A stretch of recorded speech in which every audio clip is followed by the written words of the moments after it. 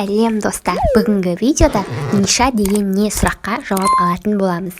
Видеоны толық көрместен бұрын каналға тіркеліп лайк басып кетіңіз. Нишаңды таптың ба десе, ол не дейтін адамдар өте көп.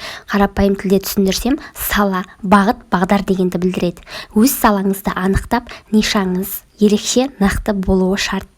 Ниша қазірден басталған 24/7 еш уақытта жалықпай сүйсініп жасайтын бағытыңыз. Мысалы, ол фуд-блог, бьюти-блог, бизнес-блог, отбасы-блог болуы мүмкін. Нишаңыз 4 шартқа сай болуы керек.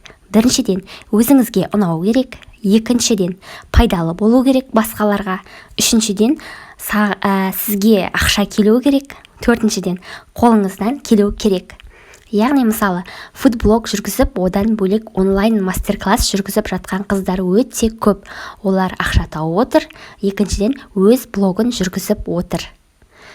Ниша түрлерін айтатын болсам, саяхат, мода, спорт, торт пісіру, тіл үйрену, психология, педагогика, дұрыс тамақтану, интернет-магазин, тағы басқа сол сияқты түрлері өте көп. Сіз өз нишаңызды таптыңыз ба? Онымен жұмыс істеп жүрсіз бе?